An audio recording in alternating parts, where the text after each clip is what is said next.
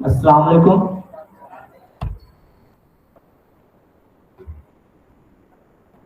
My topic of presentation is research in इल्मुल अद्विया। तो इसमें हम अपने प्रेजेंटेशन में ये बताएंगे कि खास करके जो न्यू कमर्स हैं, नए जो पीजी स्कॉलर्स हैं, तो इल्मुल अद्विया में किस किस फील्ड में वो रिसर्च कर सकते हैं, और अभी तक इल्मुल अद्विया में किस किस टॉपिक पे रिसर्च हुआ है। तो उससे एक मेरे टॉपिक से एक आइडिया लगेगा कि एक तो शुरू में बताएंगे कि रिसर्च क्या होता है, साइंटिफिक रिसर्च को किस तरह से कर सकते हैं। उसके बाद इल्मुल अद्विया में क्या क्या स्कोप है, किस किस फील्ड में हम रिसर्च कर सकते हैं, और जो रिप्यूटेड इंस्टीट्यूट है जैसे कि National Institute of General Medicine Bangalore, Aligarh University, Jamia Hamdard, Karol Bagh, जहाँ जहाँ भी रिप्यूटेड इंस्टीट्यूट है, जहाँ जहाँ भी पीजी का कोर्स चल रहा है इल्मुल अद्विया में, वहाँ पर किस किस तरह का रिसर्च हो चुका है। तो उससे एक थोड़ा सा आइडिया मिल जाए। खास करके जो नए पीजी स्कॉलर्स होते हैं उसको उतना ज़्यादा आइडिया नहीं होता है, बस जो गाइड होते हैं बोलते हैं कि सिनॉप्सिस बनाओ, तो सिनॉप्सिस में क्या बना है, कैसे बना है, ये सब एक पता नहीं हो पाता है शुरू में। जैसे हम लोग जब शुरू में पीजी कर रहे थे तो हम लोगों को भी गाइड ये कर रहे थे कि जो टॉपिक इंटरेस्ट का टॉपिक है उस पर सिनॉप्सिस बनाओ। तो एक शुरू में अगर एक आइडिया हो जाए कि what is the research, what is the scientific research, और उसके क्या क्या स्टेप्स होते हैं साइंटिफिक रिसर्च के, अगर शुरू में ही आइडिया लग जाए तो आसानी हो जाती है।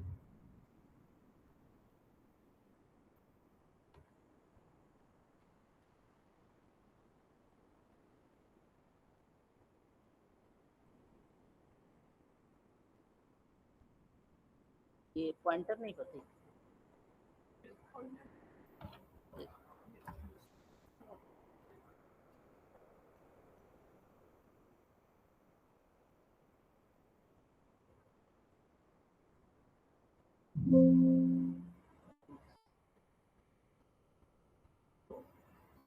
अपने टॉपिक में एक तो बता रहे हैं कि what is the scientific research.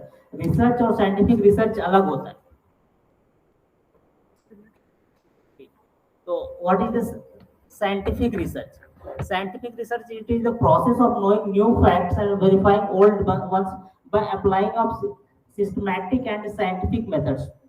तो सिस्टमिक और साइंटिफिक मेथड आपको लगाना बहुत जरूरी है। जब तक कि आप सिस्टमिक और साइंटिफिक मेथड नहीं लगाएंगे तो आपका साइंटिफिक रिसर्च नहीं होगा। तो इतना कह दें कि knowing new facts and verifying old ones, ये आपका साइंटिफिक रिसर्च नहीं होगा।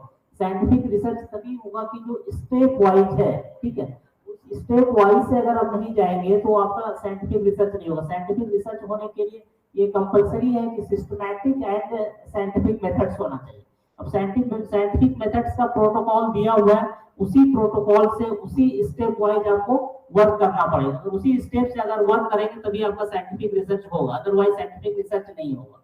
तो रिसर्च के डिफिनेशन में जैसे आप लोगों ने पढ़ा होगा या फिर कि सर्च अगेन एंड अगेन, सिर्फ सर्च अगेन एंड अगेन कहा जाने से रिसर्च तो हो जाएगा but not scientific research. Scientific research तभी होगा, ये बहुत इंपॉर्टेंट है, सिस्टमैटिक होना चाहिए प्लस साइंटिफिक होना चाहिए। और सिस्टमैटिक और साइंटिफिक दिया हुआ है कि आप कौन कौन से स्टेप से आप गुजरेंगे तो आपका साइंटिफिक रिसर्च होगा। सबसे फर्स्ट कोई भी आपको रिसर्च करना है तो आपको सबसे पहले रिसर्च प्लानिंग करना पड़ेगा। तो रिसर्च प्लानिंग में आपको सबसे पहला जो है रिसर्च प्रॉब्लम। रिसर्च प्रॉब्लम क्या है, ये अक्सर इंटरव्यू वगैरह में पूछा जाता है। जब हम लोग इंटरव्यू देने जाते हैं तो पूछता है what is the research problem. तो बहुत सारे जो हम लोग अगर नहीं अवेयर होते हैं उस चीज से तो ये समझते हैं कि ड्यूरिंग द रिसर्च रिसर्चर को जो प्रॉब्लम फेस किया उसको भी कुछ लोग आंसर कर देते हैं कि वो रिसर्च प्रॉब्लम है। तो लेकिन वो रिसर्च प्रॉब्लम नहीं है। रिसर्च प्रॉब्लम ये है कि आप जिस फील्ड में रिसर्च करना चाहते हैं, आपके उस पर्टिकुलर एरिया में, उस लोकेलिटी में, कम्युनिटी में कुछ ऐसा प्रॉब्लम है जिसको पब्लिक उसको फेस कर रही है और उसका कोई आंसर नहीं आ पा रहा है, तो वो रिसर्च प्रॉब्लम होता है। उस रिसर्च प्रॉब्लम से आपको एक स्टेटमेंट, रिसर्च स्टेटमेंट बनाना है और आपका रिसर्च प्रॉब्लम जो हो रेलिवेंट हो, ताकि जो आपका नेशनल लेवल पे या लोकल लेवल पे उस चीजों को रिसर्च प्रॉब्लम, जो रिसर्च प्रॉब्लम है आपका उसे रेलिवेंट, कितना रेलिवेंट है, जितना आपका रेलिवेंट होगा उतना अच्छा आपका रिसर्च प्रॉब्लम होगा। रिसर्च प्रॉब्लम एक बार आ गया, सपोज कोविड 19 एक रिसर्च प्रॉब्लम या फिर डायबिटीज, हाइपरटेंशन एक रिसर्च प्रॉब्लम है। तो डायबिटीज का जैसे कि अभी तक कोई दवाई सामने नहीं आ पाई क्योर करने के लिए। अभी तक जो डायबिटीज की दवाई है किसी भी सिस्टम में आप बात करें, या तो कन्वेंशनल मेडिसिन हो या आयुष सिस्टम की मेडिसिन हो, हर जगह हम प्रिवेंट कर लेते हैं या उसको मैनेज कर लेते हैं, पूरी तरह से क्योर नहीं हो पाता है। तो ये एक बहुत बड़ा स्कोप है काम करने में कि कोई ऐसा मेडिसिन हो जो उसको क्योर कर दे। तो ये एक इस तरह का रिसर्च प्रॉब्लम। तो रिसर्च प्रॉब्लम के बाद आपको रिव्यू, आपने डिसाइड कर दिया है कि हमको ये रिसर्च प्रॉब्लम है। रिसर्च प्रॉब्लम के बाद आपको रिव्यू लिटरेचर पे जाना है। रिव्यू लिटरेचर बहुत ही इंपॉर्टेंट चीज है। रिव्यू लिटरेचर में जो एग्जिस्टिंग नॉलेज अभी तक, चाहे डिजीज हो या आपका ड्रग्स हो, तो एग्जिस्टिंग नॉलेज स्टार्टिंग से लेकर के अभी तक उसमें कितना रिसर्च हो चुका, उसमें कहाँ तक अपडेट है, वो आपको सबको सबको आपको मालूम होना चाहिए। चाहे आप क्लासिकल बुक से देखें, नेट से देखें, लाइब्रेरी में देखें, या अपने सीनियर से, अपने टीचर से, आपको उसमें आपको जो भी आपका टॉपिक है उसमें अप टू डेट रहना है। अगर आप रिव्यू लिटरेचर नहीं करेंगे तो हो सकता है कि आप अपने रिसर्च को, हो सकता है आप जो रिसर्च करना चाह रहे हैं वो कहीं ऑलरेडी हो चुका है, तो आपका वेस्टेज हो जाए।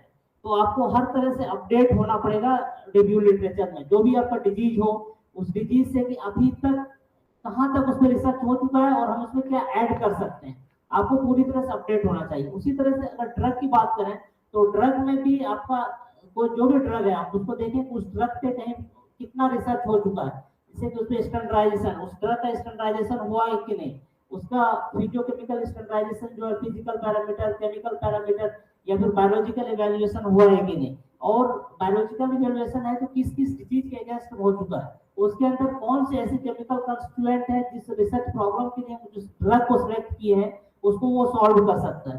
तो रिव्यू लिटरेचर जितना अच्छा होगा आप उस रिसर्च प्रॉब्लम को उतने अच्छे से हैंडल कर सकते हैं। तो एग्जिस्टिंग नॉलेज उस डिजीज के बारे में, उस ड्रग के बारे में जितना आपको पूरा अप टू डेट होना चाहिए। रिसर्च प्रॉब्लम के बाद फॉर्मुलेशन ऑफ हाइपोथेसिस, आपने रिव्यू लिटरेचर कर लिया, आपने फाइंड आउट कर लिया कि ये दवा इस ड्रग में इफेक्टिव हो सकता है, तो आपको एक हाइपोथेसिस फॉर्मुलेट करना पड़ेगा। हाइपोथेसिस क्या होता है? Tentative explanation of relationship between two और मोर वेरिएबल्स, कि ये जो हमारी दवा है हो सकता है इस डिजीज में इफेक्टिव हो, ठीक है। तो यही है अभी हाइपोथेसिस कर रहा है। हाइपोथेसिस का मतलब होता है कि इमेजिनेशन, अभी आपकी दवा इफेक्टिव होगी कि नहीं होगी ये तो बात की बात है, लेकिन आपको एक हाइपोथेसिस फॉर्मुलेट करना पड़ेगा कि ये पार्टिकुलर दवा इस डिजीज में, ये कहां से आएगा, आपको डिजीज और दवाई आपके रिव्यू लिटरेचर से। डिजीज तो आपको जो रिसर्च प्रॉब्लम आपने क्रिएट किया तो रिव्यू लिटरेचर किया, तो उससे आपको एक मेडिसिन और दूसरी डिजीज पता चल गई। तो डिजीज पता चलने के बाद आपने एक फॉर्मुलेशन एक तैयार कर लिया, हाइपोथेसिस बनाया। हाइपोथेसिस में कि ये एक इमेजिन किया कि ये पार्टिकुलर ड्रग्स इस डिजीज में इफेक्टिव हो सकता है, लेकिन रिसर्च के बाद ये बाद में पता चलेगा कि हमारी जो हाइपोथेसिस है नल हाइपोथेसिस प्रूव हुई या अल्टरनेट हाइपोथेसिस। नल हाइपोथेसिस कहता है कि when there is no difference between two variables, कि हमारी दवा का जो इफेक्ट आ रहा है हो सकता है कि ऐसे ही इफेक्ट आ जा रहा हो, हमारी दवा का इफेक्ट नहीं हो। अगर किसी को हाइपरटेंशन है, हमने कुछ ऐसी दवा कुछ दवा शिफा दिया, तो हो सकता है उसका बीपी कम हो गया, लेकिन ये कैसे पता चलेगा कि अपने आप बीपी कम हुआ या किसी और वजह से हमारी दवा से बीपी कम हुआ है। तो अगर कोई डिफरेंस नहीं, हमारी दवा का कोई रिजल्ट नहीं आ रहा है, इसका मतलब नल हाइपोथेसिस प्रूव हो रही है। लेकिन अगर उसका रिजल्ट आ रहा है, बीपी कम हो रहा है, और बीपी कम हो रहा है तो बहुत सिग्निफिकेंट डिफरेंस आ रहा है, बहुत ज्यादा, उसको अगर इस तरह से कहे कि बीपी, अगर बीपी बहुत ज्यादा है, दवा दी है, बीपी कम हो गया, तो एक दूसरा एक होता है कि चांस, हो सकता है कि हमारी दवा का इफेक्ट नहीं आ रहा हो, बाय चांस उसका रिजल्ट आ रहा हो। लेकिन बाय चांस का एक लिमिटेशन साइंटिफिक रिसर्च में एक लिमिटेशन बता दिया है कि बाय चांस को 5% तक ही ले सकते हैं। जब दोनों में डिफरेंस, आप लोग जितना भी अभी सिनॉप्सिस देखा होगा सारे डिपार्टमेंट वालों का, उसमें स्टैटिस्टिकल एनालिसिस में एक पी वैल्यू लेस देन 0.05 एक यूज किया होगा। तो पी वैल्यू 0.05 का क्या मतलब है? उसका वही मतलब है कि 5% को हम बाय चांस मान सकते हैं, लेकिन अगर 5% से ज्यादा हो रहा है इसका मतलब हमारी दवा इफेक्टिव है। तो हम एक हाइपोथेसिस बनाया। हाइपोथेसिस के बाद फिर आपकी ऑब्जेक्टिव ऑफ द स्टडी, तो आपकी objective of study plan in product of all activity, जितने भी आपकी एक्टिविटीज हो रहा है, आप एक ऑब्जेक्टिव आप गोल सेट कर दीजिए। जैसे रिसर्च प्रॉब्लम से कंसर्न होगा, आपको ऑब्जेक्टिव होना चाहिए। इस रिसर्च प्रॉब्लम को पूरी तरह से जो आपकी ऑब्जेक्टिव ऑफ स्टडी है उसको डिफाइन कर रहा है कि नहीं कर रहा है, और फिर बाद में रिसर्च होने के बाद वो जो आपकी ऑब्जेक्टिव थी वो फुलफिल हो रही है कि नहीं। नेक्स्ट है रिसर्च डिजाइन। रिसर्च डिजाइन बहुत ही एहतियात से तैयार करना पड़ेगा आपको, ताकि जिस तरह का रिसर्च डिजाइन होगा उसी तरह से आपका रिजल्ट आएगा। अगर रिसर्च डिजाइन ही आपका अच्छा नहीं होगा तो रिजल्ट जो आउटकम होगा वो भी अच्छा नहीं है।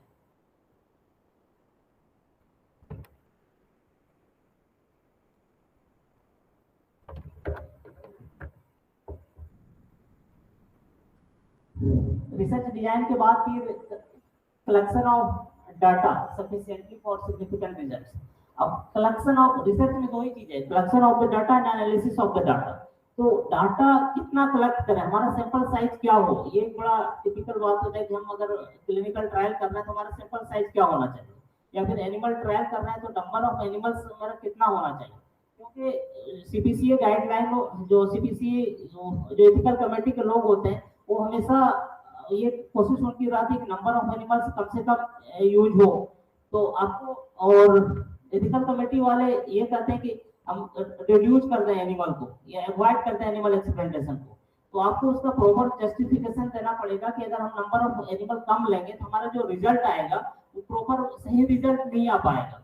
सपोज दैट कि कोई कोचिंग इंस्टीट्यूट है और वहां पे अगर एक ही बच्चा पढ़ रहा है, तो एक बच्चा अगर फर्स्ट आया तो अपना रिजल्ट में ये बता सकते हैं कि हमारे इंस्टीट्यूट का 100% रिजल्ट आ रहा है, तो गलत भी नहीं कर रहा है। लेकिन साइंटिफिक रिसर्च में आपको कितना डाटा लेना है, नंबर ऑफ सैंपल साइज क्या होगा, ताकि सही उसको पॉपुलेशन को रिप्रेजेंट करे।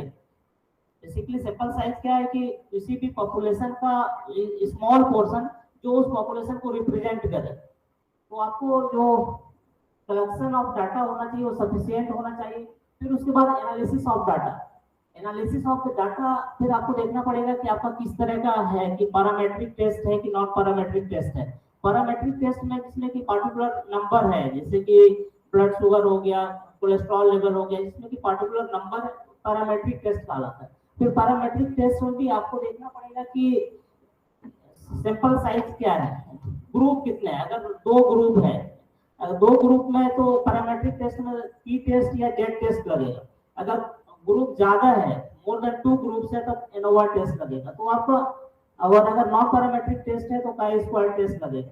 उसके बाद आपको हाइपोथेसिस की टेस्टिंग करनी होगी। जब रिजल्ट आ जाएगा कि जो टेस्ट लगेगा आपको, टी टेस्ट या जेड टेस्ट या पैरामेट्रिक या नॉन पैरामेट्रिक या एनोवा, जो भी टेस्ट लगेगा, उसके बाद जो हाइपोथेसिस अपना बनाया था शुरू में कि ये ड्रग जो है, ये इस दवा में जो भी आपकी ड्रग इस डिजीज को क्योर करता है। तो अगर डिजीज को क्योर नहीं कर रहा है तो इसका मतलब नल हाइपोथेसिस प्रूव हो गई। अगर डिजीज को क्योर कर रहा है और सिग्निफिकेंटली क्योर कर रहा है, जो पी वैल्यू लेस देन 0.05 था, उसको अगर उतना डिफरेंस आ रहा है, सिग्निफिकेंट डिफरेंस आ रहा है, तो इसका मतलब कि हमारी जो अल्टरनेट हाइपोथेसिस एक्सेप्ट हो गई। ये सब थोड़ा सा भी बायोस्टैट रिसर्च मेथोडोलॉजी पढ़ेंगे तो और क्लियर होगा। हाइपोथेसिस के बाद फिर आपकी अगर दवा इफेक्ट कर रही है तो फिर उसके बाद आप डिस्कशन में लिखेंगे कि आपकी दवा किस वजह से, आपकी दवा में ऐसी क्या चीज थी जो उस डिजीज की पैथोफिजियोलॉजी आपने अगर पढ़ा होगा तो उसको क्योर कर रहा है। उस डिस्कशन में ये सब चीजें आपको डिटेल देना पड़ेगा। एक तो यूनानी पॉइंट ऑफ व्यू से भी यूनानी की पैथोफिजियोलॉजी क्या थी और आपकी दवा में ऐसी क्या चीज थी, दवा क्या मिजाज था जो उसको ट्रीट कर रहा है, प्लस साथ में मॉडर्न पॉइंट ऑफ व्यू से भी उस डिजीज की क्या पैथोफिजियोलॉजी थी और आपके दवा में ऐसा क्या केमिकल कंस्टिट्यूएंट था, एल्कोहॉल, ग्लाइकोसाइड, टैनिन, सेपोनिन, ये जो भी था उसको। अच्छा, हम यूनानी में एग्जैक्ट नहीं बता सकते हैं कि इसी वजह से ये हो सकता है, टेंटेटिव ये एक आइडिया दे सकते हैं कि इस वजह से ये डिजीज क्योर हो सकता है। क्योंकि हमारे यूनानी मेडिसिन में कोई एक केमिकल कंस्टिट्यूएंट नहीं, कोई भी आप ड्रग ले लो तो उसमें एक केमिकल कंस्टिट्यूएंट नहीं, बहुत सारे केमिकल कंस्टिट्यूएंट हैं। तो बस हम एक टेंटेटिव एक आइडिया दे सकते हैं कि इस वजह से हो सकता है कि इस केमिकल कंस्टिट्यूएंट की वजह से ये दवा इफेक्टिव हुई होगी, लेकिन हम 100% श्योर के साथ नहीं कर सकते। क्योंकि आपस में जो हमारी जो मुफ्रद दवाएं हैं, जो मुफ्रद दवा क्या होती है, मरकबुल कुआ है, बहुत सारे केमिकल कंस्टिट्यूएंट हैं, तो एक जो केमिकल कॉन्स्टिट्यूएंट सारे हैं वो आपस में भी उसका इंटरेक्शन होता है। यूनानी में भी ये जो मिजाज का डेफिनेशन पढ़ोगे तो उसमें यही है कि सारे उसका इंटरेक्शन होने के बाद एक जो नई कैफियत बनती है। तो बस हम एक टेंटेटिव एक्सप्लेनेशन दे सकते हैं डिस्कशन। उसके बाद कंक्लूजन, उसके बाद आपको शुरू से लेकर जो भी काम किया उसको कंक्लूड करना है। लास्ट में पब्लिकेशन है, इसमें शायद नहीं आ पाया, इसके नीचे पब्लिकेशन, आपने जो भी रिसर्च किया उसको पब्लिश कराना है। उसका पब्लिश कराने से दो फायदे, एक तो आप खुद का फायदा होगा कि उसके जो कहीं भी इंटरव्यू वगैरह में आप जाएंगे, खास करके एकेडमिक में टीचिंग में अगर जाना चाहेंगे तो आपसे पब्लिकेशन मांगेगा। और दूसरी बात, आपने जो काम किया है तो उस काम का दूसरे को थेसिस कोई नहीं देखता है। थेसिस आपके पास रहेगा, आपके गाइड के पास रहेगा, या किसी इंस्टीट्यूट में थेसिस को नेट पे डाल देते हैं। जैसे राजीव गांधी इंस्टीट्यूट जो NIM से करते हैं तो वहाँ पे थेसिस को नेट पे डाल देते हैं। और अदरवाइज जो आपने रिसर्च किया है तो रिसर्च का अगर पब्लिकेशन हो गया, सारे ऑनलाइन पब्लिकेशन होते हैं, वो आपका ऑनलाइन अगर पब्लिश हो गया है तो कहीं से भी कोई रीच कर लेगा आपके इसको रिसर्च पेपर को, तो उसको भी फायदा हो जाए।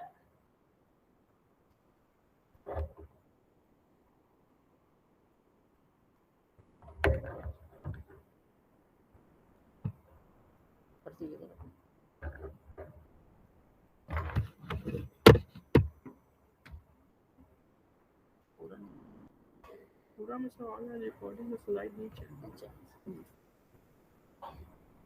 टाइप्स ऑफ रिसर्च इल्मुल अदविया।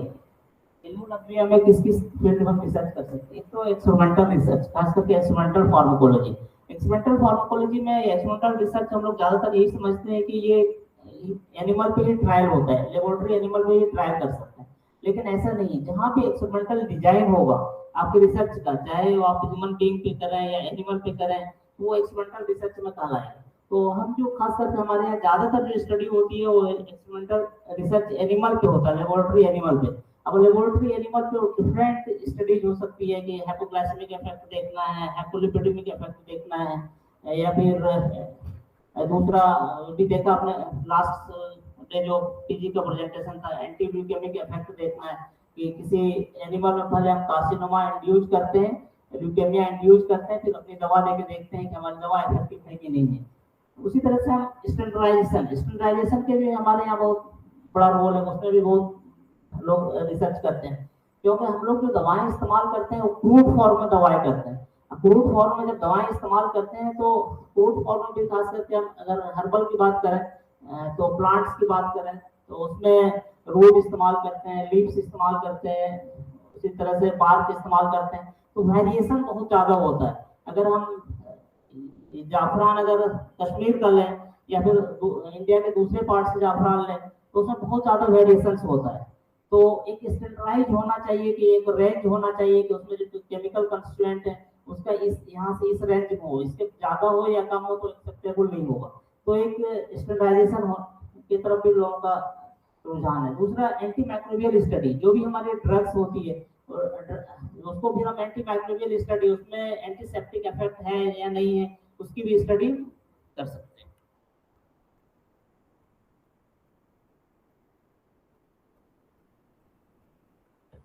स्टेबिलिटी स्टडी में हम ये करते हैं कि जो हमारा फिनिश प्रोडक्ट है, खास करके जो फॉर्मुलेशन के फॉर्म है, माजून है, त्रिफल है, खमीरा है, शरबत है, उसकी शेल्फ लाइफ को देखने के लिए कितने दिन के बाद ये जो उसका ओरिजिनलिटी है वो खत्म हो जा रही है। जो उसका अगर उसको हम देखें कि उसका अगर ऑर्डर है या टेस्ट है, टेक्सचर है, या उसके जो केमिकल कंस्टिट्यूएंट है उसके अंदर हाइड्रोलिसिस हो गया, ऑक्सीडेशन हो गया, तो उसके अंदर चेंजेस आने लगते हैं।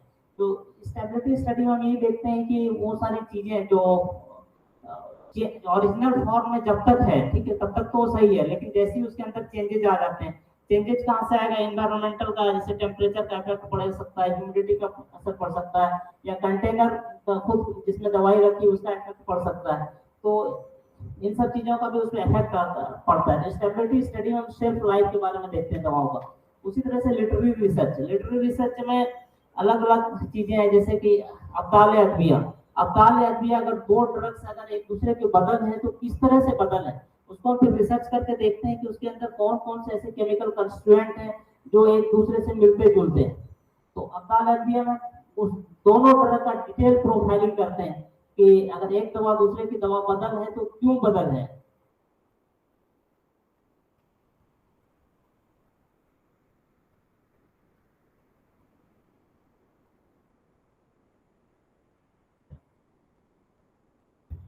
Study conducted by different institute like National Institute of Unani Medicine, Bangalore, Karol Bagh Dibiya College, Aligarh Muslim University, Jamia Hamdard, ये अलग अलग जगह से ये सब स्टडी हुई है। तो जैसे कि बस उसका मैंने ये मेंशन कर दिया है कि किस डिजीज पे स्टडी हुई, और ड्रग का मैंने मेंशन नहीं किया क्योंकि एक ही डिजीज पे बहुत सारा ड्रग बहुत सारे लोगों ने ये किया है। तो ये किया जा सकता है, कोई एक डिजीज है तो किसी ने एक चीज के लिए अपना इफेक्ट देखा, दूसरे ने उसको उसी डिजीज पे दूसरा ड्रग का इफेक्ट देखा।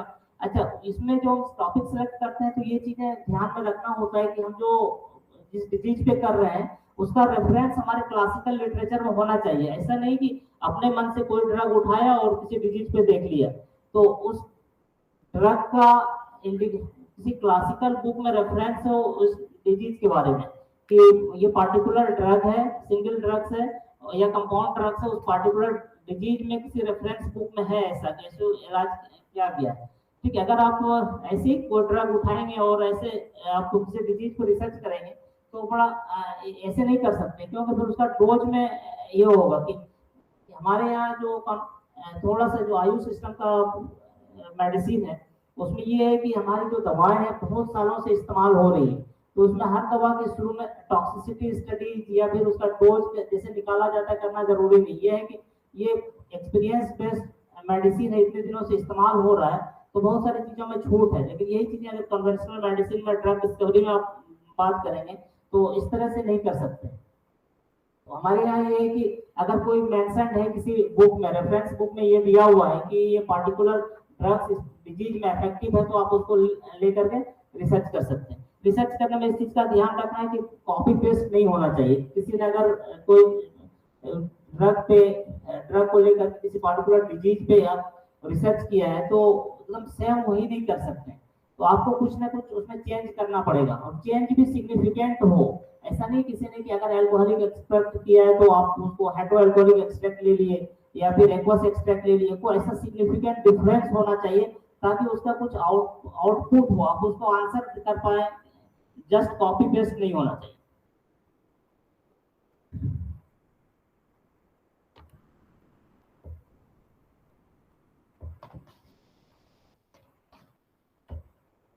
इसी में अलग अलग स्टडी है, एंटील्यूकेमिक, नेफ्रोप्रोटेक्टिव और हिपैटोप्रोटेक्टिव। इसमें दो चीजें, एक तो थेरेप्यूटिक है और एक प्रोटेक्टिव है।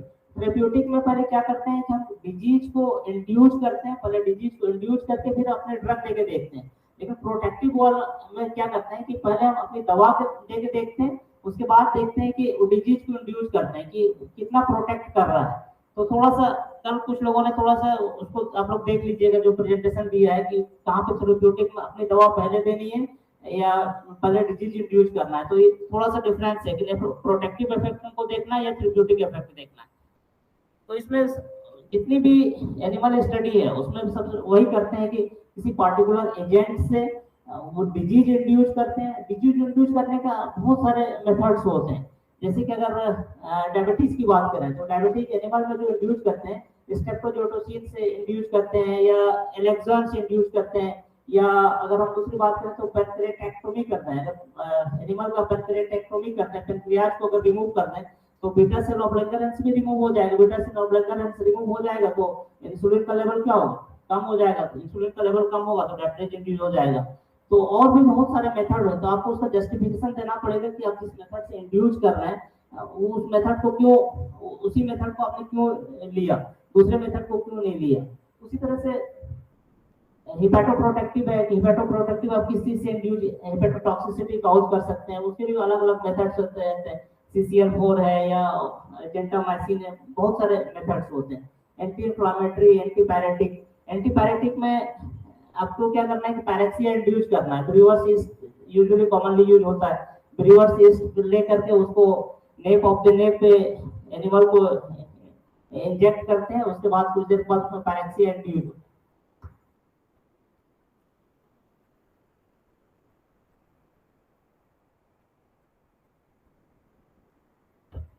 ये सब स्टडी एक एंटी कन्वर्जेंट एक्टिविटी है कि एनिमल में कन्वर्जन इंड्यूस किया, फिर अपनी दवा देके देखा, या वुंड हीलिंग, एनिमल को वुंड पहले क्रिएट किया, फिर उसके बाद अपनी दवा देके देखा।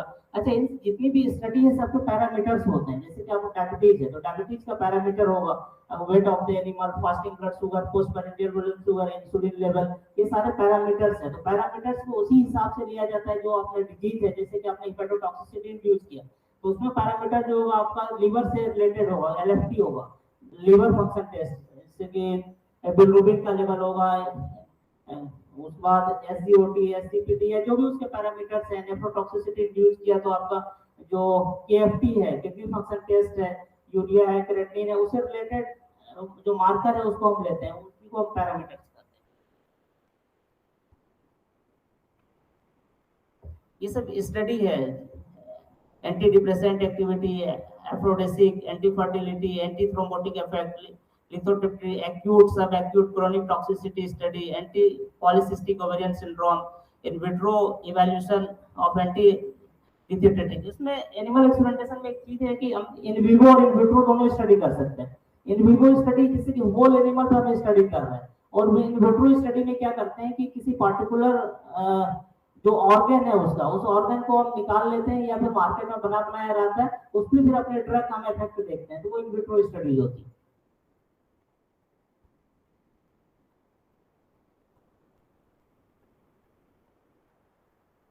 ये फिजियोकेमिकल स्टैंडर्डाइजेशन की ये सब स्टडी हुई है। Physicochemical standardisation of single drugs, standardisation of compound drugs, temperature standardisation of कुश्ता, स्टेबिलिटी स्टडी या self life of different formulations, antibacterial study of Unani drugs. Literary research में जैसे आपको बताएं कि इवैल्यूएशन ऑफ कांसेप्ट ऑफ अब्दाल अरबिया क्या है, एक्सप्लोरेशन ऑफ कांसेप्ट ऑफ मुसफ़ियतम drugs, likely models for its screening, Unani concept of मुजर्रात, ये सब स्टडी हो चुकी है।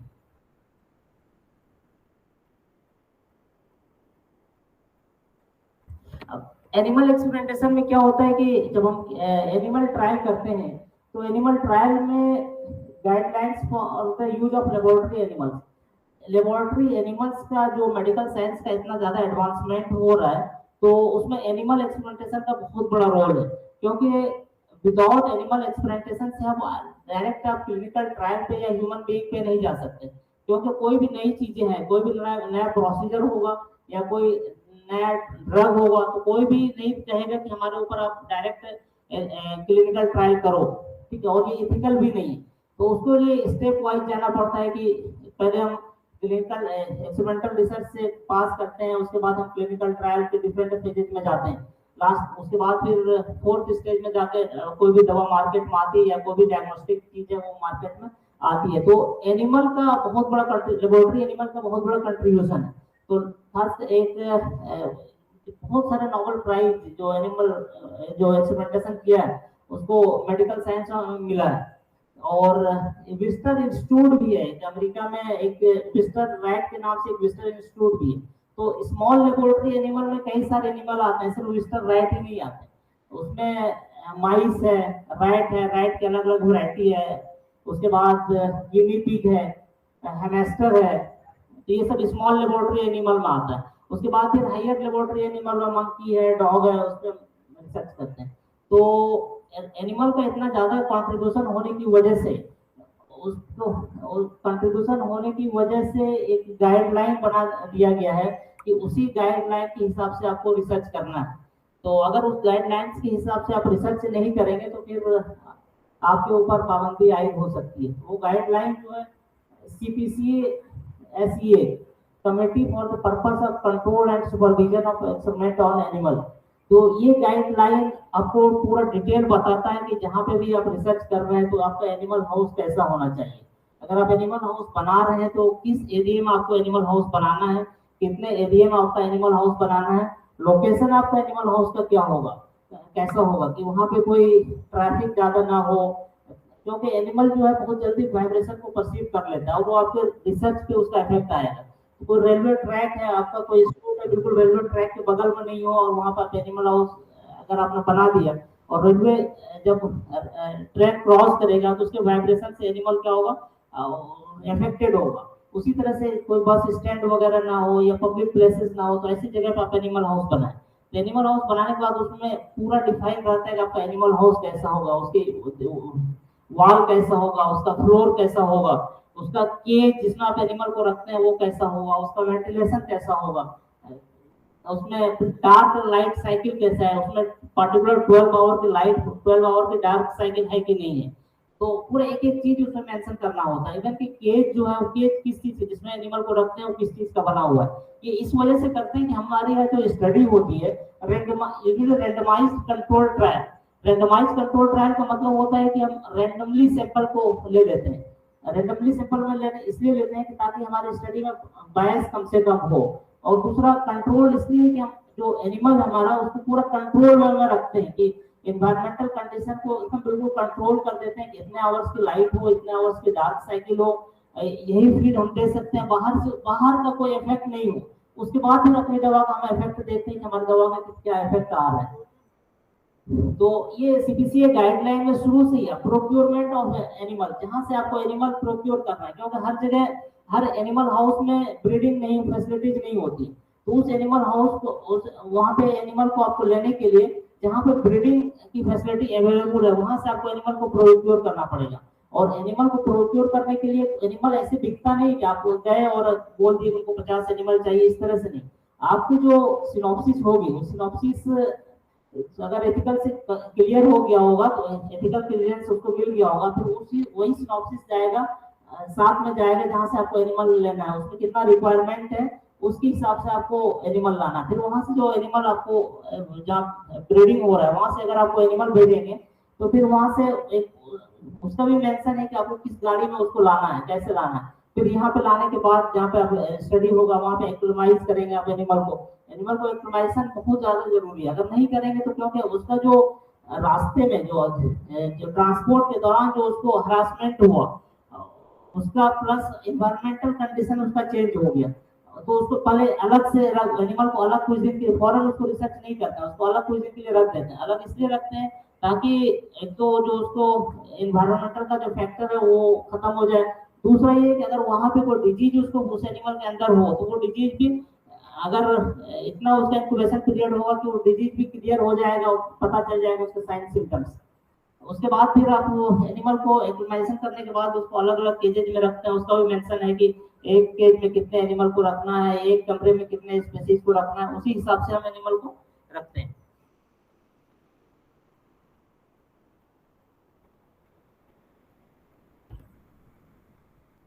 सीपीसी एक रसल्स 3R कंसेप्ट है। रसल्स 3R कंसेप्ट ये है कि हम एनिमल को कम से कम उसका 4R 3R है, बाद में एक R उसमें रिहेबिलिटेशन ऐड हुआ है, रिप्लेसमेंट, रिडक्शन, रिफाइनमेंट। रिप्लेसमेंट जो एथिकल कमेटी वाले ये होते हैं कि उनका ये होता है कि कम से कम एनिमल का यूज हो। पहले तो उनका ये रहता है कि अगर जो आप रिसर्च कर रहे हैं दूसरे किसी मेथड से वही सारा इंफॉर्मेशन आपको मिल रहा है तो आपको बेहतर है कि आप उसको अवॉइड कर दें। अगर वही सारी चीजें आपको दूसरा कोई अल्टरनेटिव मेथड है और सारा आपका रिसर्च का जो रिजल्ट आ रहा है दूसरे मेथड से मिल सकता है तो आप उस रिसर्च को अवॉइड करें और दूसरे मेथड को रिप्लेस करें। दूसरा है रिडक्शन। आप जितना सैंपल साइज लिया है, जितना एनिमल लिया है, तो आपको कम करना है, कम, लेकिन आपको जस्टिफिकेशन देना पड़ेगा एथिकल कमेटी के। वो तो बोलेगा कम करने के लिए, लेकिन आपको जस्टिफिकेशन देना पड़ेगा कि हमारा सैंपल साइज क्या होगा। अगर आप बहुत ज्यादा कम कर देंगे तो आपका रिजल्ट नहीं आ पाएगा, सही जो आपका रिजल्ट आना चाहिए वो रिजल्ट नहीं आ पाएगा। तो आपको इसका जस्टिफिकेशन देना पड़ेगा कि मिनिमम कितना होना चाहिए ताकि उस मिनिमम में मैक्सिमम आउटपुट हो जाए। तीसरा रिफाइनमेंट है। रिफाइनमेंट भी है कि एनिमल को आपको हरास नहीं करना है, जो भी आप प्रोसीजर करें तो जो मेंशन है उसी तरह से। आपको मान लीजिए कि ब्लड अगर निकालना है, अगर सपोज 1 ड्रॉप ब्लड निकालना है तो आपको कार्डियक पंचर करने की जरूरत नहीं है, आपको टेल को प्रिक कीजिए, आपको 1 ड्रॉप ब्लड निकल जाएगा। उसी तरह से आपको अननेसेसरी हरासमेंट नहीं करना है। तो आपका जो भी प्रोसीजर हो, जो प्रोसीजर जो आपका मेंशन है, और ये चीज ध्यान में रहे कि एनिमल को हम अननेसेसरी हरास नहीं करें। और 3R में ये ऐड नहीं, लास्ट में 4R रिहेबिलिटेशन है। रिहेबिलिटेशन बाद में ऐड हुआ है, रसल्स 3R में नहीं है, इसमें रिहेबिलिटेशन एनिमल को बाद में रिहेबिलिटेट करते हैं।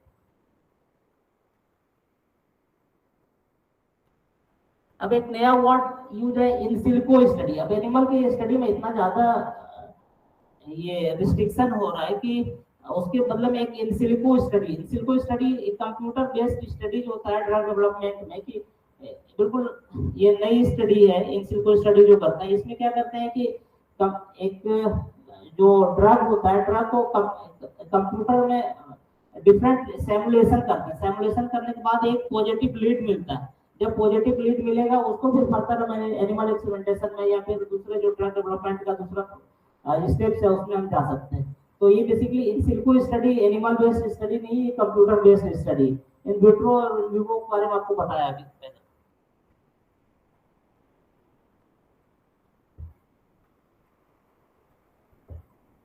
अब थोड़ा सा एक कोई भी डिजीज के बारे में थोड़ा सा एलेबोरेट करते हैं कि किस तरह से स्टडी करते हैं। इसमें एंटी डायबिटिक स्टडी में आपने जैसे कि शुरू में बताया आपको कि हम शुरू में रिसर्च प्रॉब्लम ये करते हैं, रिसर्च प्रॉब्लम के बाद रिव्यू लिटरेचर करते हैं, रिव्यू लिटरेचर के बाद हाइपोथेसिस का फॉर्मुलेशन करते हैं, हाइपोथेसिस का फॉर्मुलेशन के बाद फिर हमारा जो मटेरियल मेथड है उस पे आ जाता है।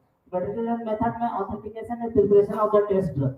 जो भी आपकी टेस्ट ड्रग है, जिस ड्रग को भी आप ये करना चाह रहे हैं, टेस्ट करना चाह रहे हैं एक्सपेरिमेंट में, ये दोनों में क्लिनिकल और एनिमल में दोनों में वैलिड है ये पॉइंट कि आपको जो भी ड्रग है, सिंगल ड्रग्स अगर कर रहे हैं तो वो ड्रग आपका ऑथेंटिकेट होना चाहिए। ऑथेंटिकेट फार्माकोग्नोसिस से या बॉटनिस्ट से होना चाहिए। इवन कि आप नीम के पत्ते पे भी अगर रिसर्च कर रहे हैं तो आप तो जान रहे हैं नीम का पत्ता है, लेकिन जब आप पब्लिकेशन के लिए भेजेंगे उसको थोड़ी पता है कि आपने नीम का पत्ता यूज किया या कुछ और यूज किया। तो आपको आपका जो भी सैंपल है उस सैंपल को आप लेकर के जो फार्माकोग्नोसिस्ट है या बॉटनिस्ट है उस सैंपल को आप भेजेंगे, फिर वहां पे उसको रिसर्च करेंगे, उसको देखेंगे, उसको देखने के बाद फिर वो आपको एक सर्टिफिकेट देंगे कि आपने जो सैंपल भेजा था वो नीम का पत्ता ही था। फिर एक नंबर देगा, फिर वो नंबर आपका थीसिस में उस नंबर को मेंशन करना होगा, और जब भी आपका पब्लिकेशन होगा या रिसर्च करेंगे तो उस नंबर को आपको मेंशन करना पड़ेगा। तो जो आपका ड्रग्स है वो ऑथेंटिकेट होना चाहिए। और preparation of the test drug में कि आप ड्रग्स को किस फॉर्म में देना चाह रहे हैं, कि सुफूफ के फॉर्म में देना चाह रहे हैं, एक्सट्रैक्ट फॉर्म में देना चाह रहे हैं, एक्सट्रैक्ट में एक्वस एक्सट्रैक्ट देना चाह रहे हैं, अल्कोहलिक एक्सट्रैक्ट देना चाह रहे हैं या हाइड्रो अल्कोहलिक एक्सट्रैक्ट देना चाह रहे हैं, तो आपको उसमें प्रिपेयर करना पड़ेगा। तो सुफूफ, अच्छा उसमें ये लिमिटेशन है कि आपका सुफूफ का जो डोज होना चाहिए 1 ग्राम से, अगर एनिमल एक्सपेरिमेंटेशन है तो अगर रैट पे है तो 1 ग्राम से ज्यादा डोज नहीं होनी चाहिए। अगर 1 ग्राम से ज्यादा डोज होगा तो एनिमल नहीं ले पाएगा। और एक्सट्रैक्ट में आपको उसी हिसाब से जो आपके सिनॉप्सिस में है कि आप एक्वस दे रहे हैं तो एक्वस एक्सट्रैक्ट सिंपली जो शानदार होता है उसी तरह का एक्वस एक्सट्रैक्ट होता है। फिर जो शानदार को बॉइल कर लीजिए, लास्ट में जो बचेगा एक्वस एक्सट्रैक्ट होगा। अल्कोहलिक एक्सट्रैक्ट, उसमें अल्कोहल में उसको जो एक्सट्रैक्ट आएगा और हाइड्रो अल्कोहलिक में दोनों मिक्स कर देते हैं, वाटर और अल्कोहल 50-50% लेकर के उसको मिक्स करते हैं। फिर आप अपना डोज को जो भी आपका टेस्ट ड्रग उसको तैयार कर लीजिए। उसके बाद इंडक्शन, जो जिस डिजीज में भी आप ये रिसर्च कर रहे हैं उस डिजीज को इंड्यूस करना पड़ेगा। जैसे कि डायबिटीज है तो डायबिटीज के लिए आपको जो भी आपका एजेंट है, स्टेप्टोजोटोसिन है, एलेक्सोन है, या दूसरा किसी मेथड से भी आप पेंक्रियाटेक्टोमी है और पैंक्रियाज को रिमूव करके इंड्यूस करना चाह रहे हैं, जो भी आपका मेथड मेंशन्ड है उसी हिसाब से आप डिजीज को इंड्यूस कीजिए। या नेफ्रोटॉक्सिसिटी है तो नेफ्रोटॉक्सिसिटी सिस्प्लैटिन है, सिस्प्लैटिन से इंड्यूस कर रहा है तो नेफ्रोटॉक्सिसिटी सिस्प्लैटिन से, या दूसरे किसी जिस मेथड से भी आपका मेंशन्ड है उस मेथड से आपको इंड्यूस करना पड़ेगा। या उसी तरह से हिपैटोटॉक्सिसिटी, एंटीडीपी के तहत एंटीबायोटिक आपको इंड्यूस करना होगा।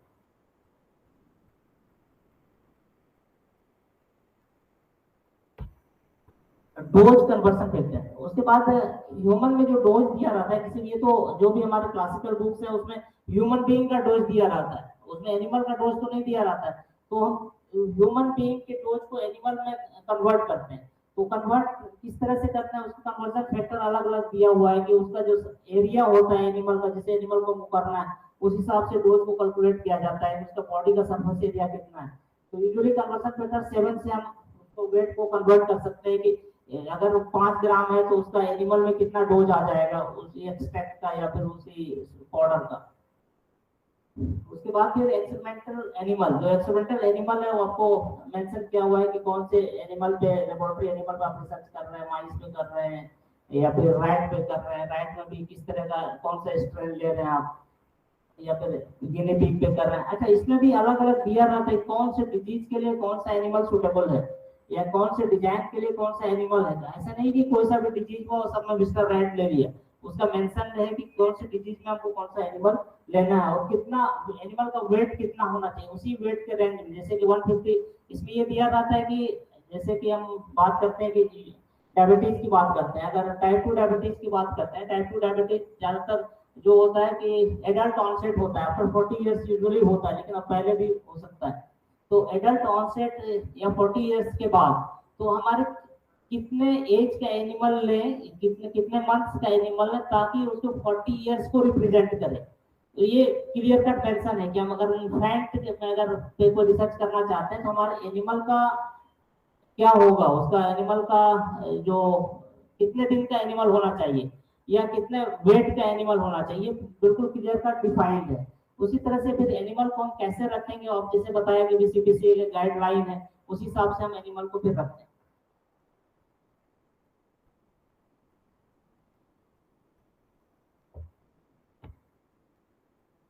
उसके बाद स्टडी डिजाइन अपने जो भी आपका मटेरियल मेथड्स है, उसके बाद फिर स्टडी डिजाइन आती है। स्टडी डिजाइन आपको जिस चीज का आप रिसर्च कर रहे हैं उस हिसाब से आपको स्टडी को डिजाइन करना पड़ेगा। एक सिंपली हम स्टडी डिजाइन बना दिए कि जब अपने 4 ग्रुप में एनिमल को डिस्ट्रीब्यूट कर दिया और एक ग्रुप में 6 7 8 जो भी आपके स्टडी के अकॉर्डिंग है उसको, जिससे कि उसमें प्लान कंट्रोल में हम इस वजह से ये ग्रुपिंग करते हैं एनिमल को कि बाद में फिर सबको हम कंपेयर कर पाए।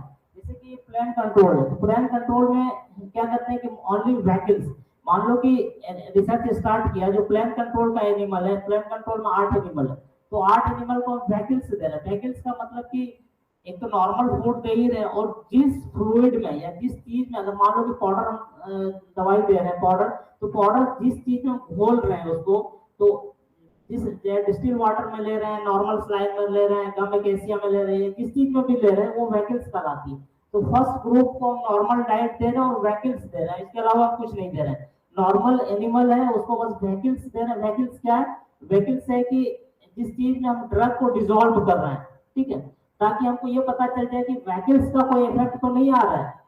तो प्लान कंट्रोल में सिर्फ व्हीकल्स दे रहे हैं। ग्रुप 2 नेगेटिव कंट्रोल, ग्रुप 2 में क्या कर रहे हैं कि एनिमल को स्टेप्टोजोटोसिन का इंजेक्शन दे करके उसके बाद कुछ नहीं करना है, फिर उसके बाद उसको कंपेयर करेंगे कि जो ग्रुप 2 है और ग्रुप 1 है जिसको हम कुछ नहीं दे रहे हैं, ग्रुप 1 को नॉर्मल डाइट दिया, उसका ब्लड शुगर लेवल लिया, और ग्रुप 2 जो है उसको स्टेप्टोजोटोसिन इंड्यूस करने के बाद कंपेयर करेंगे कि इसमें कितना ब्लड शुगर लेवल बढ़ा। तो ग्रुप 1 में कुछ स्टेप्टोजोटोसिन नहीं दे रहे हैं तो इसमें ब्लड शुगर लेवल नहीं बढ़ना चाहिए ग्रुप 1 में। ग्रुप 2 में स्टेप्टोजोटोसिन का इंजेक्शन दिया तो इसमें ब्लड शुगर लेवल बढ़ जाएगा। फिर ग्रुप 3 में स्टेप्टोजोटोसिन इंजेक्शन देने के बाद तो उसके बाद फिर हम टेस्ट रख देते हैं, ठीक है। और फिर ग्रुप जो टेस्ट ड्रग है इसमें फिर लोग अलग अलग ग्रुप बना देते हैं कि लोअर डोज, किसी भी ड्रग का लोअर डोज पे क्या इफेक्ट आएगा, हाइयर डोज पे क्या इफेक्ट आएगा, या अल्कोहलिक एक्सट्रैक्ट पे क्या आएगा, पाउडर पे इफेक्ट क्या आएगा, या कोई और फॉर्म में अगर वो देना चाहे। तो टेस्ट ग्रुप जो है, ग्रुप 3 जो है, इसमें आप अपने कन्वीनियंस के हिसाब से या फिर जिस जिस चीज का आप रिजल्ट चाहते हैं, पाउडर फॉर्म का चाहते हैं, एक्सट्रैक्ट का फॉर्म में चाहते हैं, दोनों में कंपेयर करना चाहते हैं, तो उसका आप उसमें ग्रुप में बढ़ा सकते हैं। टेस्ट ग्रुप में टेस्ट ग्रुप 1 2 3 कर दीजिए, या फिर test group A B C D कर सकते हैं।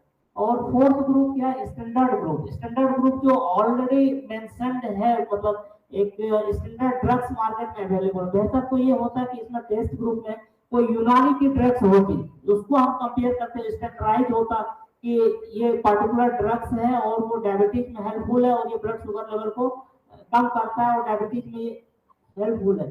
तो लेकिन हमारे पास कोई ऐसी दवा यूनानी में नहीं है जिसको हम कॉन्फिडेंस के साथ कह सकते हैं ये जो दवाई है ये ब्लड शुगर, जिसे पैरासीटामोल है, पैरासीटामोल स्टैंडर्ड ड्रग्स है एंटीपायरेटिक, कि उसको पैरासीटामोल का अगर आप दवाई देंगे तो बहुत ज्यादा चांस है कि फीवर को, पैरेक्सिया को कम कर दे।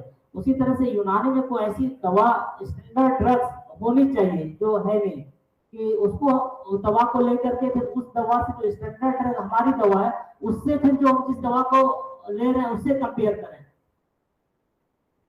और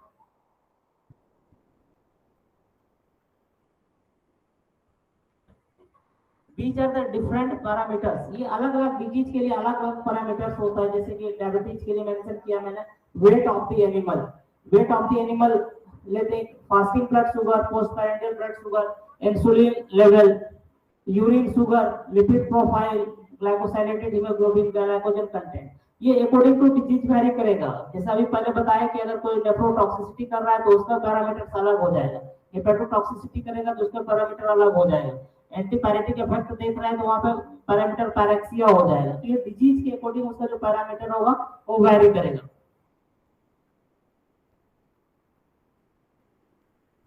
एक्सपेरिमेंटेशन के बाद में लास्ट में फिर स्टैटिकल एनालिसिस होता है. स्टैटिकल एनालिसिस वही आपको जैसे बताया कि उसमें कौन सा टेस्ट लगेगा. तो टेस्ट आपको फिर वही देखना पड़ेगा कि पैरामेट्रिक टेस्ट है, नॉन पैरामेट्रिक टेस्ट है. पैरामेट्रिक में कितने सैंपल साइज क्या है, लेस देन 30 है या मोर देन 100 है, या कितने ग्रुप्स हो रहे हैं. अगर 2 ग्रुप्स है तो एनोवा लगेगा, अगर 2 से कम ग्रुप है तो टी टेस्ट, जेड टेस्ट लगेगा.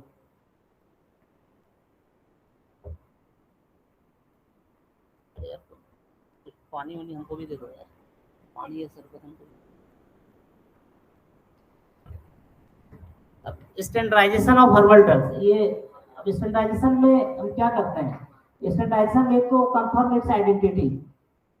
जो हमारे ड्रग्स हैं वो प्योर हम जिस नाम से हम ड्रग ले रहे हैं वही ड्रग है कि नहीं. उसके बदले में कोई ऐसा नहीं कि उसे मिलती जुलती कोई दूसरी ड्रग दे दिया. तो स्टैंडर्डाइजेशन में क्या होना चाहिए कि confirm it's identity, determination of its quality and purity. कि जो दवाई हम ले रहे हैं उसकी क्वालिटी कैसी है, वो दवा प्योर है या उसमें एडल्ट्रेंट मिला हुआ है, और एडल्ट्रेंट है तो किस तरह का एडल्ट्रेंट है. लास्ट में microscopical, physical, chemical, biological observation या इवैल्यूएशन. उसमें माइक्रोस्कोपिकल इवैल्यूएशन करता है. माइक्रोस्कोपिकल इवैल्यूएशन में हम ये देखेंगे कि जो भी अगर लीफ ले रहे हैं तो लीफ में उसमें इंस्ट्रूमेंटल नंबर क्या होगा, इंस्ट्रूमेंटल इंडेक्स क्या होगा, वैन आइलैंड रेशियो क्या होगा.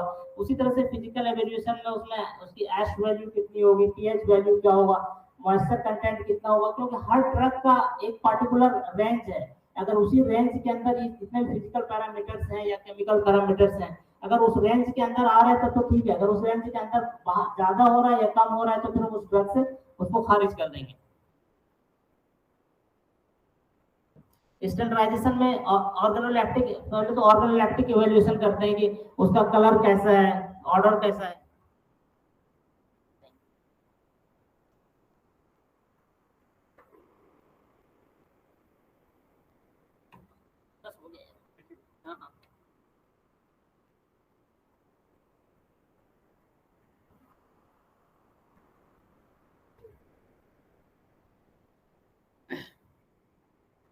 स्टैंडर्डाइजेशन ऑफ हर्बल ड्रग्स में ऑर्गेनोलेप्टिक इवैल्यूएशन सब लोग जानते हो. हम लोग यूनानी के खासकर मुफ्तात वगैरह हम लोग जो पढ़े हैं उसमें वही दवा का रंग कैसा है, उसका खुशबू कैसी है, उसका मजा कैसा है. तो ऑर्गेनोलेप्टिक कैरेक्टर में हम लोग यही देखते हैं कि उसका कलर कैसा है, ऑर्डर कैसा है, टेस्ट कैसा है, उसका शेप कैसा है. उसके बाद फिर माइक्रोस्कोपिक इवैल्यूएशन. माइक्रोस्कोपिक इवैल्यूएशन में अलग अलग पार्ट का जो पार्ट हम इस्तेमाल कर रहे हैं उसके हिसाब से हम देखते हैं. अगर हम लीव्स इस्तेमाल कर रहे हैं तो लीव्स हम देखते हैं कि उसमें इंस्ट्रूमेंटल नंबर क्या है, उसका इंस्ट्रूमेंटल इंडेक्स क्या है, पैलिसेड रेशियो क्या है. तो ये हर पार्टिकुलर ड्रग्स का अपना स्पेसिफिक होगा. अगर उसे इंस्ट्रूमेंटल नंबर अगर उससे ज्यादा होगा या उससे कम होगा तो हो सकता है कि उसे मिलती जुलती कोई दवा होगी, वो पार्टिकुलर ड्रग्स नहीं होगा, वो कोई और स्पेसीज होगी. भले उसको देखने में हम ऑर्गेनोलेप्टिक कैरेक्टर्स हमको पता नहीं चल पा रहा है कि वो दवा है कि नहीं, लेकिन हम जब ये माइक्रोस्कोपिक इवैल्यूएशन करेंगे तो हमको पता चल जाएगा कि उसका इंस्ट्रूमेंटल नंबर क्या है, इंस्ट्रूमेंटल इंडेक्स क्या है, पैलिसेड रेशियो क्या है. उसी तरह से फिजिकल इवैल्यूएशन कि उसमें एश वैल्यू कितनी है, एक्सट्रैक्टिव वैल्यू कितनी है, विस्कोसिटी कितनी है, मॉइस्चर कंटेंट क्या है, पीएच क्या है, और भी बहुत सारे पैरामीटर्स हैं. तो जैसे कि अगर उसमें मान लीजिए कि कोई एडल्ट जो फिजिकल इवैल्यूएशन करते हैं, एश वैल्यू अगर हमको पता है कि इस ड्रग की एश वैल्यू इतनी होती है, उसमें कोई एडल्ट्रेंट ऐसा इनऑर्गेनिक एडल्ट्रेंट मिला दिया या कोई ऐसी चीजें मिला दी कि उसके एश वैल्यू में डिफरेंस आ जाएगा. उसी तरह से एक्सट्रैक्टिव वैल्यू, हर ड्रग की अपना एक फिक्स एक्सट्रैक्टिव वैल्यू होती है कि उसका एक्सट्रैक्टिव वैल्यू क्या है. अगर उसमें बहुत ज्यादा हो जाए या कम हो जाए तो उससे भी डिफरेंशिएट हो सकता है. उसी तरह viscosity, moisture content, pH. Chemical evaluation, chemical evaluation में उसमें जो भी एक्टिव इंग्रेडिएंट्स हैं जैसे अल्कोलॉइड है, ग्लाइकोसाइड है, सैपोनिन है, कार्बोहाइड्रेट है, प्रोटीन है, वायल्स में फिक्स्ड वायल है, वोलेटाइल वायल्स है, जो भी चीजें हैं उसको हम दोनों एनालिसिस करते हैं, क्वालिटेटिव एनालिसिस करते हैं, कौन कौन से इंग्रेडिएंट्स है, एक्टिव इंग्रेडिएंट्स है और कितनी क्वांटिटी में है, इसको भी हम उसमें क्वालिटेटिव केमिकल इवैल्यूएशन में देखते हैं। उसी तरह से बायोलॉजिकल इवैल्यूएशन में हमको ये पता है कि ये पार्टिकुलर ड्रग्स इस डिजीज के लिए इफेक्टिव है, तो उसमें भी हम इवैल्यूएट करके देखते हैं कि डिजीज इसमें इफेक्टिव हो रहा है कि नहीं। उसी तरह से एंटी माइक्रोबियल स्टडी में हम क्या करते हैं कि किसी भी जिस ड्रग का एंटी माइक्रोबियल स्टडी करना है तो उसका हम एक्सट्रैक्ट निकालते हैं, उसी तरह से फिर हमको कल्चर मीडियम तैयार करते हैं, कल्चर मीडियम में फिर उस पार्टिकुलर ड्रग्स को एक्सट्रैक्ट को उसमें डालते हैं, फिर उसमें देखते हैं कि क्या जोन ऑफ इनहिबिशन आ रहा है, कितने एरिया तक उसको और किस पार्टिकुलर बैक्टीरिया को किल कर रहा है। इस तरह से हम एंटी माइक्रोबियल स्टडी देखते हैं।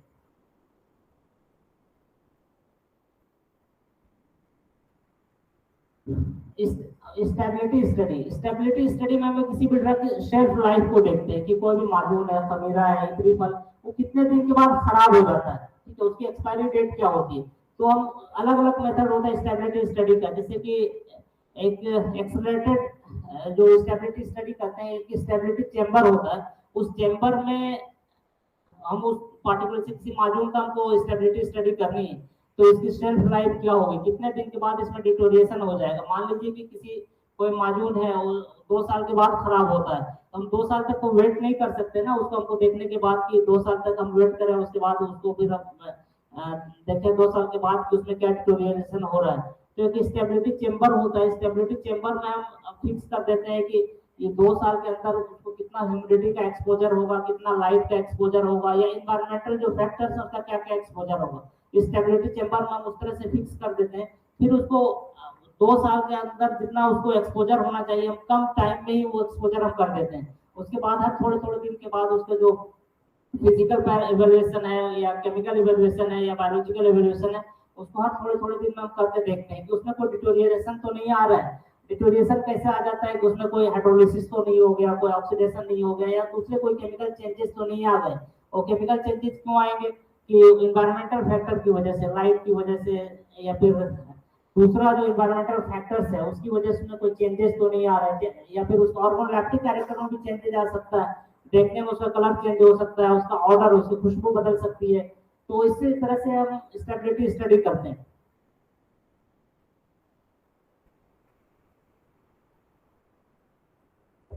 स्टेबिलिटी स्टडी में जैसे बताया कि सारे पैरामीटर्स है, ऑर्गोनोलेप्टिक, फिजिकल, केमिकल, बायोलॉजिकल, सारा पैरामीटर का हम लोग स्टडी करते हैं।